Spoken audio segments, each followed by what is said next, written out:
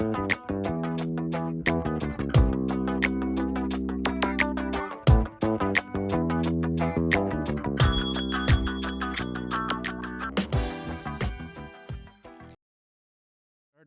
Hi, I'm Mitch, and the microphone still doesn't love me. Anyway, I've been telling stories for years now. I grew up telling stories, and this was at family reunions, and we heard really amazing stories.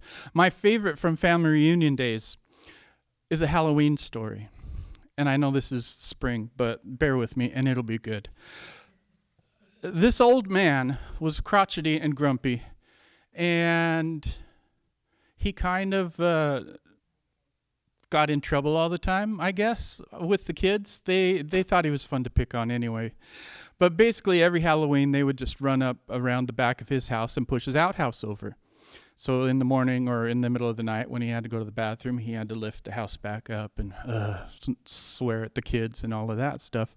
Well, one year it turned out that that year, right around Halloween, it was time to dig a new hole. I don't know if you know the physics of an outhouse, but there you go. It's time to dig a new hole.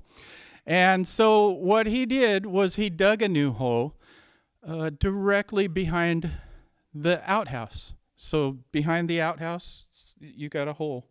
And then he moved the outhouse back to the new hole. And then he got tired and went to bed on Halloween night. And the boys came around that corner and they went running straight. They saw the outhouse. They went running straight for the outhouse. And one by one, bloop, bloop, bloop, they fell into the old hole that hadn't been covered up. And that guy's outhouse stayed up for the rest of his life, which might not have been that long because he was an old man. But yeah, so that's the kind of story I grew up with. And yeah. Now, the other thing that happens is, being me, I can do certain things that kind of get people confused. When I wave at people, it looks like this. Hi, everybody. Hey. And when I get mad at people, like Aaron, if I flip him off, it looks the same. So when I'm driving down the road and I get into one of those road rage things, people are always really nice and friendly and smile and wave back, and I just growl and swallow my anger down. So that's why Nate thinks I'm such a nice, calm person. So anyway, because of the way I look, kids always want to know, what's wrong with your hands? And the answer is boring. I was born this way. That's it. I was just born with these hands. And so I decided, after I did storytelling and comedy for a little bit, I decided that there has to be a better version, there's got to be something exciting that happened to me. And so this is how it goes. I was hiking. Back in that day, I had great hands like Nate's, and they were just amazing. I wish we could pull a shot in of his beautiful hands right now, but I didn't set that up, so maybe he can edit that in. But these are amazing hands, and I was just happy with them. I was doing everything that everyone my age did back then. I loved rock climbing and hiking and just everything, camping. And so one day I did that. I went out camping and set up my tent, and I laid down, and it was right at the end of the day. It was really perfect, just a nice night. And the sun was going down behind me, so that meant that the shadow of the sun, the shadow from the sun was going up the mountain that was in front of me, and it was just beautiful. And right near the top of that mountain, I saw a cave. And I was like, oh, perfect. I want to go figure out what's in that cave tomorrow. And so I did. And so while there was still a little bit of light, I started looking up the side, and I was like, yeah, I think there's actually a path up there. Like I can figure this out easy. So I look up there, and I'm like, yeah, okay. So I go to sleep. In the middle of the night, I wake up, and I figure out what was in that cave. It was a vampire. You know how I know? Because he was sucking all of the blood out of my thumbs. They were small already like this. And the blood was coming from my thumbs down. It was shrinking my hands. My arms were getting smaller and smaller, and I was getting really scared. I was so worried, like, what am I going to do? And finally, he had to take a breath, and that lost his little hypnotic effect on me, and so I punched him. Well, I tried to punch him, and if I had still had those amazing Nate hands, it would have been a pretty good sock, and I probably could have got out of there. But by then, I had these hands. And so I did now I call it a Mitch slap. And it doesn't hurt at all. Nothing. It doesn't hurt. It just, if you get hit in the nose just right, it doesn't hurt, but it'll make you sneeze sometimes, And so this is what happened. All in one motion, I Mitch slapped the vampire.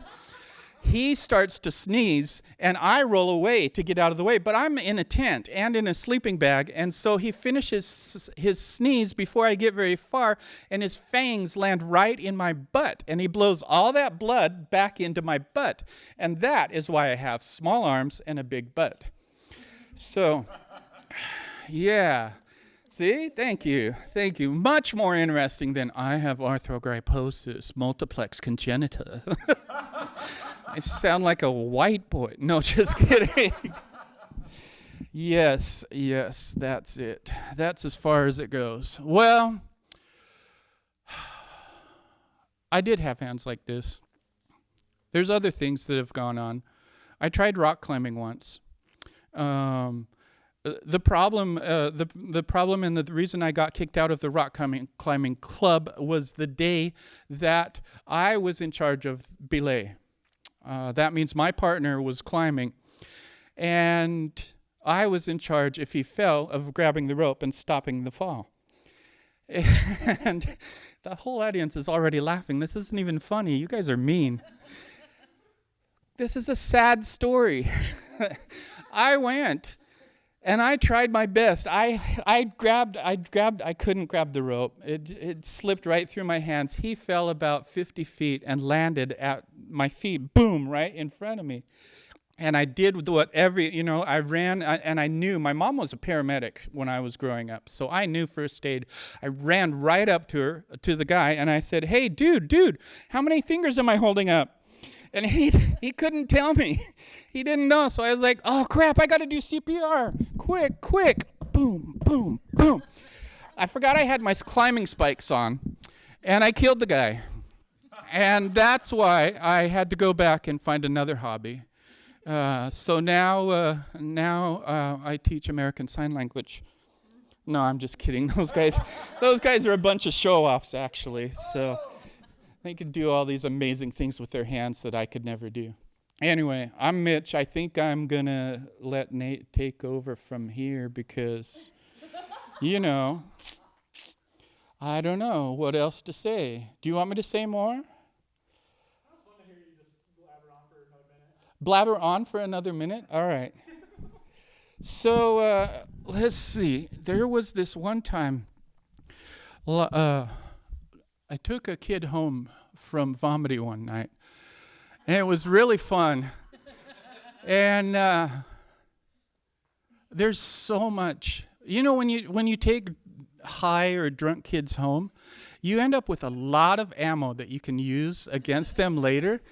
Especially because I wasn't high or drunk, so I could remember all of these stories and all of these it was amazing. It was amazing. I think Nate and I are going to be really, really great friends from now on. I